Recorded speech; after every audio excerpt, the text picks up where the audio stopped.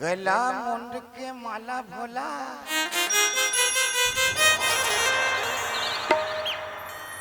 गला मुंड के माला भोला तोर माथम विराजे चंदा ठंडा ठंडा हाथ में सुंदर त्रिशूल विराजे और तोर जटम विराजे गंगा आजा कुलेश्वर महादेव बोले तीसर अखिला अरे खोले तीसर अखिला काम देव सन हसिरा के भुजागे सिरागे का भुजागे भगवान भोलेनाथ के तीसरा नेत्र खुलिस ना काम जो शरीर में आगी लग गए हाँ वो आगे भुजाग मारे सिरागे कहूं कि भुजागे कहूं भाई आगे में जलते जला आगे में जल के मार के कर कोई आदमी फांसी हो मरे है तेरा सोचे मरीज कर दे बोला फांसी हो मरीज कभी नहीं हाँ तो आगे भुजा आगे है कर जटा बढ़ाए भोले बाबा वो गंगा रसता भोला भगवान भोलेनाथ की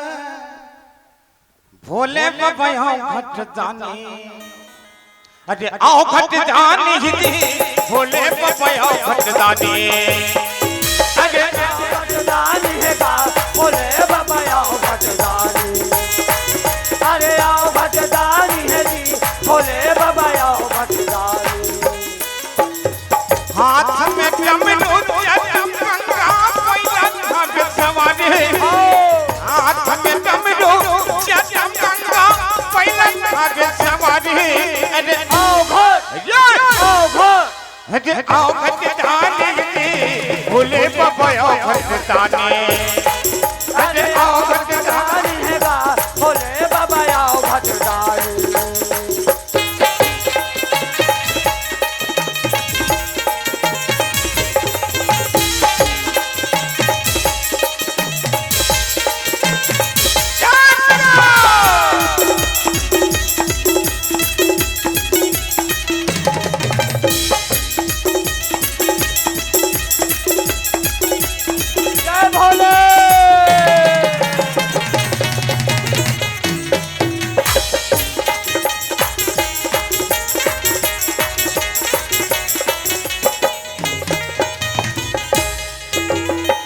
भागीरथी लचार पर तोर जटम गंगा बहाए भागीरथी लचार पर तोर जटम गंगा बहाए भस्मासुर मांगी तहले भस्म करला के डरे भस्मासुर मांगी तहले भस्म करला के डरे किस मोहनी पूजाए रे दायुक में छोड़ के अपन के रानी मोहनिल को जाए रे दायुक में छोड़ के अपन के रानी अरे आओ घर अरे आओ घट दानी भोले बाबा आओ घट दानी अरे आओ घट दानी भोले बाबा आओ घट दानी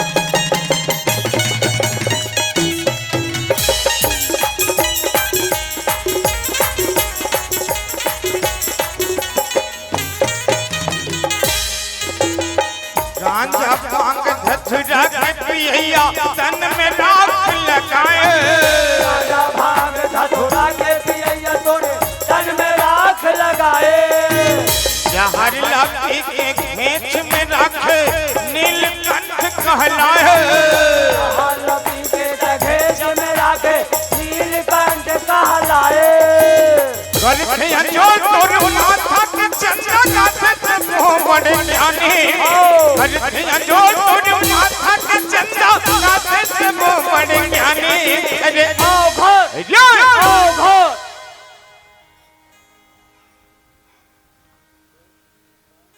पथरा के महादेव महिमा बड़ भारी गावे तो पथरा के महादेव महिमा बड़ भारी गावे तो पथरा के महादेव महिमा बड़ भारी हाव पथरा के महादेव महिमा बड़ भारी हाव हाथ में डमरू जटा में प्योर गंगा ये बोला वही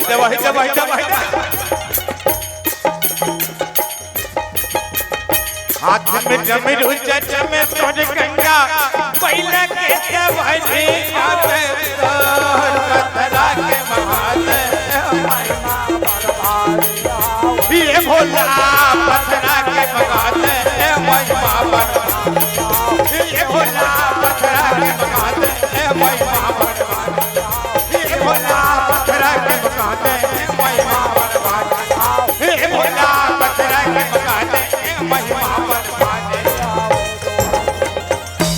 बोल भगवान भूतनाथ की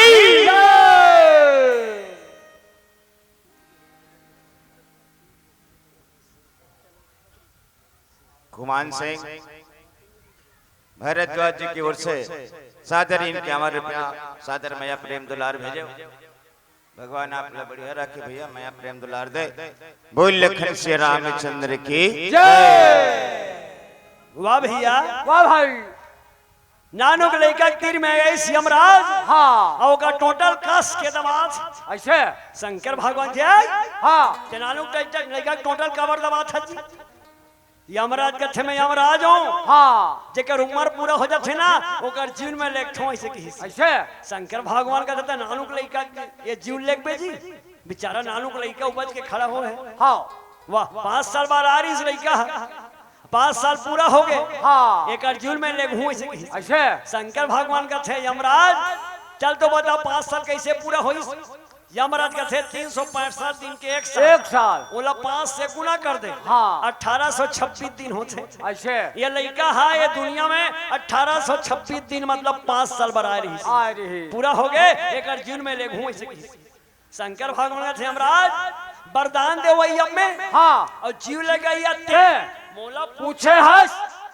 बात करत हस मोला पूछे हस मन मर्जी मत करनी सस्पेंड कर दूं ऐसे यमराजों का हाथ होवे घमंड मत कर की वाह भैया ता कथे शंकर भगवान हाँ मैं मोर कैलेंडर के हिसाब से मैं हलैकल वरदान दे हूं हाँ अब मोर कैलेंडर में उसने नहीं हुए 365 दिन के एक साल तब ये अब मैं मोर कैलेंडर ला बता तो के दिन के साल होते तेरा हाँ यमराज कथे चल बता की तो शंकर होगा तो सुन हाँ ब्रह्मा के 100 साल वो ब्रह्मा के 100 साल मोर एक दिन होते मोर एक दिन ये ब्रह्मा के 100 साल ब्रह्मा के 100 साल ब्रह्मा के 100 साल ब्रह्मा के 100 साल और एक दिन होते और एक दिन होते और एक दिन होते शंकर भगवान की जय ब्रह्मा के 100 साल होते जी तो मोर एक दिन होते ऐसे यमराज का थिया दादा ते तोर कैलेंडर के हिसाब में ये लड़का के जन्म हो 2 घंटा नहीं होए की ऐसे पल्ला हाँ यमराज काबर आ रही जीव लेके बा काबर आथे काकरो घर हाँ जीव लेके बार हाँ तो काबर नहीं लगी जी काबा तो सोच के देखो दी दादा हो 3 साल की उम्र से लेके 2 साल तक को लेकर रोज के पांव परे हाँ बिहना से पांव परे तो सांझ के होत ले जला भेंटे पांव परेगा हाँ। अगर पाँव नहीं पड़ती तो साधु महात्मा नहीं मिलती, नहीं मिलती। और साधु महात्मा नहीं मिलती तो शंकर भगवान के मंदिर में नहीं जाती, हाँ। और वो बाबा धाम मंदिर में नहीं जाती, हाँ। तो वो लड़का के प्राण हाँ नहीं बाती। हाँ। ये कहा होना चाहिए हो, ये कोई कहानी किस्सा नहीं हो, ऐसे ये हकीकत बात है। हाँ। वो लड़का अभी जिया छदाई हो, कहा जी जिला जिला वो लड़का देखना हुई ना, आप पंजाब के लड़का देख सकते हो। भारत के ऊपर नेपाल देश जिहाँ है पशुपतिनाथ के मंदिर, हाँ। अब मंदिर के बगल में है 100 कोस के डोंगरी, अब वो डोंगरी के खोल में लड़का जिया थे। लड़का के नाम लहू ना, सब हम दोनों हाथ ऊपर करके ताली बजाओ भाई। लड़का के नाम है मार्कंडे ऋषि, बोलो मार्कंडे ऋषि की जय। बोलो मार्कंडे ऋषि की जय। बोलो मार्कंडे ऋषि की जय। ओकरे से दी हनुमान जी कथे दाई ते मोर पाँव लझन पर वो भगवान के पाँव ल पर। हाँ। तो अपन के दई के दादा के गुरु के बुजुर्ग सियान मन के पाँव पर में ना, तो उम्र बढ़ जाते भैया। हाँ। ओकरे से हनुमान जी महाराज की दाई ते पाँव पर भगवान के। तब वो लंकनी के छेड़ हाथों मेल बेंधना समझत हो, ऐसे ये कौन है और कैसे मोला ते सुंदर सुंदर ज्ञान के बात बताते। ऐसे ऐसना बात लंका मोल कोनो नहीं बताई। हाँ। तो जे जानबे नहीं करे तो काला बताई, हाँ ना जे जानते वही बताते, जे कहीं जानते वही लोग आते। तो ये लंका में तो कोनो जानबे नहीं करे। हाँ ना आज ये मोला इतना सुंदर सुंदर बात बताईस, ऐसे की हनुमान जी के पांव से लेके मुंह तक दिखा था ऐसे लंकनी राक्षसी। हाँ। तो हनुमान जी कौन है जी? कौन जी? शंकर भगवान की 11 रुद्र है। वाह भाई। अतकबर शंकर भगवान मोर सही राक्षसी लदई कही दिस। हाँ। ज्ञान के बाद बता दिस, बता दी ऐसे की के वो लंकनी हाँ मोला दई कह दिस की के मुझले हाथ दिस, मुझले हाथ दिस जी। हाँ। ये मोला निकला के जाए अब छत्तीसगढ़ी गीत लमे ऊपर लगात होगा का देखबे लंकनी और हनुमान के बीच में लगात देखबे छत्तीसगढ़ी गीत कतका सार्थक हो जही ओकर और कोनो छत्तीसगढ़ी गीत समझ ही जवाबदारी ओकर भैया। मैं रामायण के कथा में लगात होला और जवाबदारी ओकर छत्तीसगढ़ी गीत समझ ही तेकर कैसे तू कालू का ये मोला निकला के जाए अरे मोच मोच खासे ये मुला निकला के माई मोच मोच खासे मुला निकला के माई मोच मोच खासे मोच मोच खासे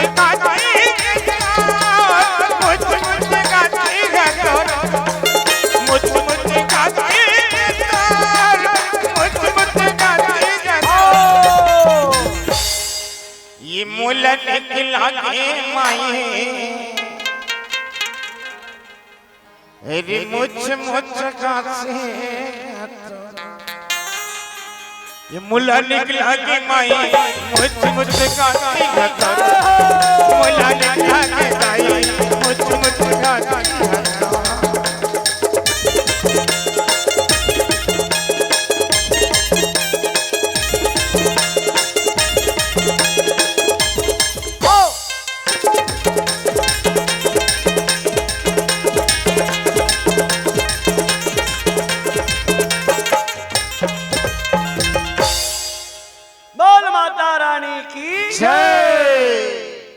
हनुमान जी कथे दाई हाँ। ते मोला देख के हंसे ना, ऐसे मोर जन्म देवैया देख सुरता आगे। वाह भाई। सही बात है का कोनल ते दई कहा था वो बेटा कथे नहीं ते जाने मानो जन्माए दई का सलाह जरूर ते भले मत चिन्हेरा अगर बेटा कहते दई कबे वो बेटा कह दी ही नहीं हाँ। ता जन्म देवैया दई का सलाह थे माने आनंद हो जाते आदमी। वाह भाई। मोला बेटा कहा थे ऐसे की हनुमान जी कथे दाई मोर जन्म देवैया देख सुरता आगे ते हंसे हाँ। और हनुमान जी के दई का नाम अंजनी। बोलो अंजनी मैया की जय। जे हनुमान जी जैसे महान संत ला जन्म दी। वाह भाई। तब हनुमान जी की हृदय ते मोला देखे और काबर हंसे वो ऐसे की। हाँ। अब महतारी बेटा बन के पूछना हाँ ना। तब वो लंकनी का थे बेटा एक दिन के बाद है हम 4 जन तपस्या करत रहे। कौन कौन? रावण, कुंभकर्ण, विभीषण और मैं। हाँ। हम 4 जन तपस्या करते ब्रह्मा जी आई तपस्या ला देख के वाह भाई। की वरदान मांगो। मांग लो। रावण के थे ब्रह्मा जी मोर तपस्या प्रसन्न हंसना ऐसे वरदान दे ये दुनिया मोर कोनो मारे बर झांक सके। हाँ मोर समान बल वाला कोनो नहीं होए न मैं दुनिया मारो झां नहीं सकी। ऐसे ब्रह्मा जी का थे बेटा मृत लोक में आ तो जीहू का था ये मृत लोक में आथे वाला मरे पर लाग हाँ ते जीहू कहा था से गलत बात है। अटका बात जरूर है ते मैं कहा इसने करबे ना तो जीते चढ़बे ऐसे।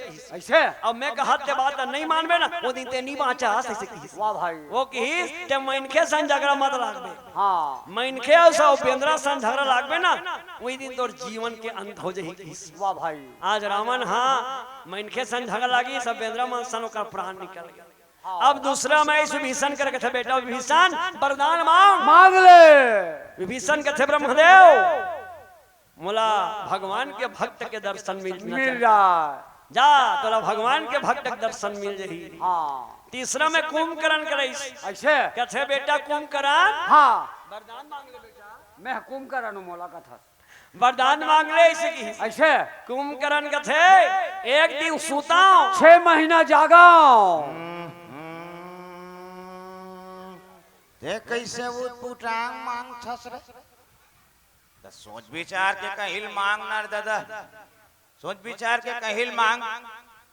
अभी धनोरा वाला काका बैठे रिस नाचा वाला 17-18 दिन के नाचा को उस निंदा लावे हऊ मन नाचा वाला न काकी 17-18 दिन ले घर में जावे नहीं तो आ तोर बहू कथे कैसे दारी एकदम कैसे खाल खाल ले दिखत हो ऐसे की कहता उस निंदा में कर बाप ला 5 बजे 17-18 दिन के उस निंदा में कर बाप ला 5 बजे 17-18 दिन में हमार रागला टूट जाते तते 6-6 महीना जागबे रे दुनिया के मन खाई पी सूती बैठी रहते 6-6 महीना तोला सूतना चली तो सोच विचार के कहिल मांग ना बेटा ते कैसे उटांग मांग थस रे देवता मन का सोच विचार के मांग हां सोच विचार के मांगत नहीं है कि देवता मन सरस्वती में की दाई हाँ जाते कुंभकर्ण के टोटम बैठो मांगत तेरा पलटी कर की ऐसे दाई सरस्वती मैया आके कुंभकर्ण के टोटम बैठी तहन के थे ये वरदान मांगे रहे तेरा पलटी कर दे की ऐसे हां तो बता बेटा कैसे पलटी करूं आज 6 महीना सूताऊं एक दिन जागाओ ये ठीक है भाई। अब आखिरी में ये 16 नहीं ये 16 नहीं भगवान का 16 नहीं वो तो कक्को का लपी देगा का भगवान के साथ अभी असन कनो कुंभकर्ण जियात रहतिस नहीं तू कालू काका त छत्तीसगढ़ के भट्ठी पूरा चुकता बांध सही बात है ना ये कनी बात वो सिर्फ मौहा भर चलतीस चुकता बांध वो कक्को का खा दे जी। हाँ यहां कहा के ये अल्लाह कुकरी है काली ऐसे वो तो कुकरी मुकरी नहीं वैसा मैसल काट ला के गाय गरु भैंसा गधा घोड़ा खाए। हाँ वाह भैया वाह भाई आखिरी में लंकनी करैस और लंकनी अपन बता मोर करैस की हाँ तब मैं हाँ कि हो ब्रह्मा जी मैं जिंदगी में कभी भगवान ला तो नहीं जानो काय तरह मोला तक कोनो पता ही नहीं है मोला भगवान के दूत के दर्शन मिल जाए जा बेटी मोला भगवान के दूत के दर्शन मिल जाए वो मस्त की बता ब्रह्मा जी एक क्षण बात मैं कैसे जानूं कि भगवान के दूत कते हरे तेरा। हाँ तब ब्रह्मा जी की बेटी जे तोरा डेरी हाथ में मारही तोर मुंह ला हाँ अब ओकर मारे भियाम गिर जाबे ऐसे त डेरी हाथ में मारही ना वो भगवान के दूते दूते दूते ते डेरी हाथ में मोला मारे हस बेटा ते भगवान के दूतास तोर दर्शन ला पाके मैं पवित्र हो गया बेटा। वाह भाई भले राक्षस कुल में मोर जन्म होइस लेकिन तोर जैसे महान संत के मोला दर्शन हो गए मिल गए बेटा। एक बार मोला भगवान के नाम ले बर सीखो दे ऐसे की हाँ है नहीं जरा नहीं जानबे तेरा सीखे रही तेरा पूछबे सका। हाँ तो हनुमान जी कथे चल दाई महतारी बेटा मिल के भगवान के नाम लेबो चलो देख देता हो हम भगवान के नाम लेबो चलो। जब लंकनी लेवा थे हनुमान सर में धम्मन का बट्ठे ढारा हो हाँ ना जय सिया राम जय जय सिया राम जय सिया राम जय जय सिया राम जय सिया राम जय जय सिया राम जय सिया राम जय जय सिया राम दीना से निकला रघुपति राघव राजा राम जमरू से अजय भरत के बड़े भैया राम गंगा की लहरों से निकला लक्ष्मण के बड़े भैया राम संतों की बारी से अजय कौशल्या के बेटा राम जय सिया राम जय जय सिया राम जय सिया राम जय जय सिया राम जय सिया राम जय जय सिया राम जय सिया राम।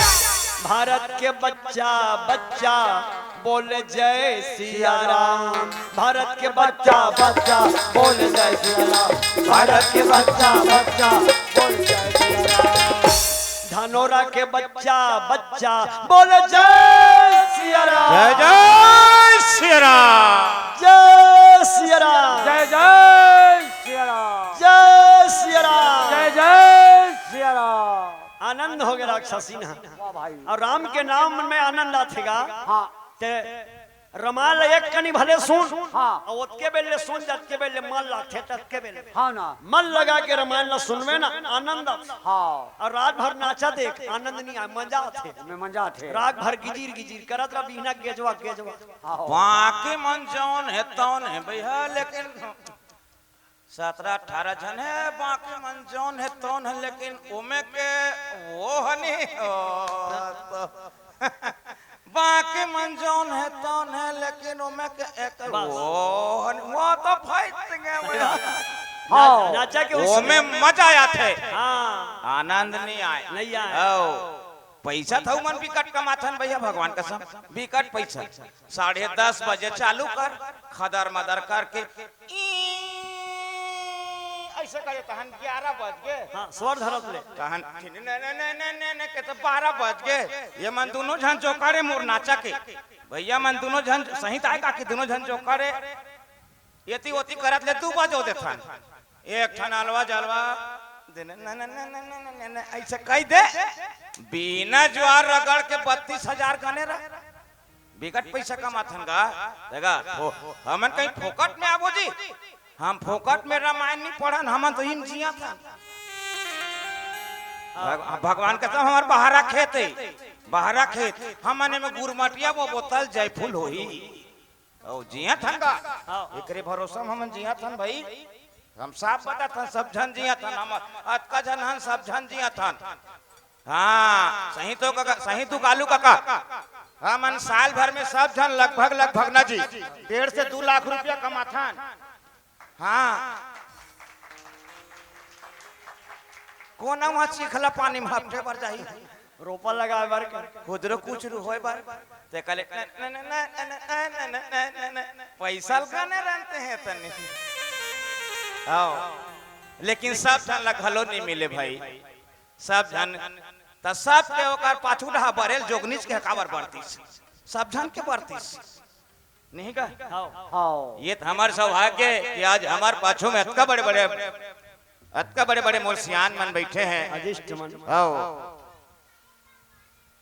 विकट प्रणाम है। आज के कथल धन्य है कि आप सबके बीच में हमार जैसे कौआ गात हन और आप बैठ के श्रवण पान करत हो।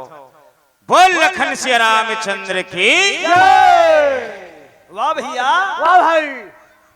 रामायण ला सुनबे ना त जिए के कला सीखो। हाँ रामायण हाँ हमरा जिए के कला सीखो।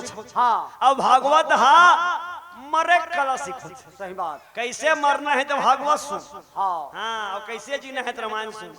यही रामायण ला गणेश के दादा कार्तिक के दई सुनात रहा है। अच्छा ए कार्तिक के दई हाँ ए कार्तिक के दई सुनते हैं हो गारू देवर आया ते बने ढंग से देना सबे चला हाँ कह देबे सरपट गणेश के दई के तोला छोड़ देते माहौल हौच कथे। सुना था सो कार्तिक के दई हनुमान जी अपन तन मन धन ला अर्पण कर दी। वाह भाई। भगवान ऊपर ने छावर कर दी से कर से दी पर भगवान सहारा करत है। हाँ ऐसने सुनात रहा है और के बेर पार्वती की नींद पड़ गई। अच्छा और जैसे पार्वती की नींद परिस ना ऐठन ठुड़का रूप में घोलहांड रहा। वाह भाई। वो घोलहांड हम जी पर गए। अच्छा पार्वती ऐसे किसा घोलहांड आओ हाओ ऐसे कहा। शंकर भगवान कहते पार्वती के नींद पड़ गए। वो घोलहांडा धुन का चीज है वो जो हाँ वो कहा था वो घोलहांड है ओ ऐसे कहा था। शंकर भगवान कहते भूत अत्ते परे दस कायास सायस डर के मारे चिरपोट नहीं करत हो। आओ भूत प्रेत के जिंदगी 3 महीना रहते कहते। हाँ ना हाँ ये राम कथा सुन ही भूत प्रेत अमर हो जाही। वाह भाई।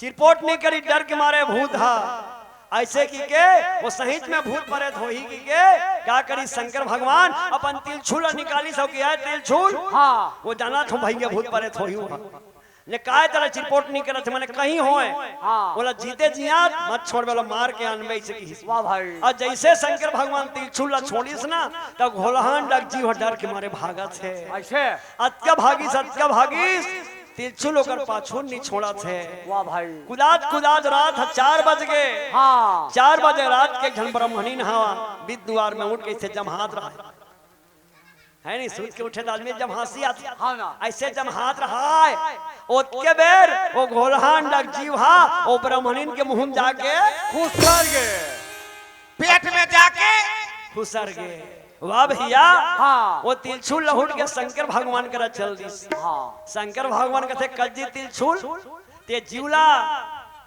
मारे धूम छोड़े की तिलछुल कहते भाई के भोलेनाथ अलकरहा हो गए बोला कुदाद जात रहे हो एक जहन ब्राह्मणिन के मुंह में जा खुसर के की हाँ। तहन में लहुट के आगे नी मारे हो की बने करे की ऐसे तब वो घोलहान ना का के दाई हो काजी वो घोलहान ना मिट्ठू की हाँ हाँ जानथो ना अपन मिट्ठू ला जला हिंदी में तोता कछे हाँ और ज्यादा हिंदी पढ़ते ना तेमन उचला सूक कछे सूक माने घलू मिट्ठू तोता माने घलू मिट्ठू हाँ। और मिट्ठू माने घलू मिट्ठू हाँ वो मिट्ठू ला सूक कछे भगवान की कथा सुनिस ना वो देव बन गए हाँ जे राम कथा सुनते वो देव बन जथे ऐसे त सुखदेव हाँ त सुखदेव कौन है जी मुनिए हाँ वो घोलहान दा सुखदेव बन गए बोलो सुखदेव महाराज की जय और वही घोलहान दा सुखदेव जो बने हैं राम कथा सुन के वही राजा परीक्षित ला 7 दिन ले भागवत कथा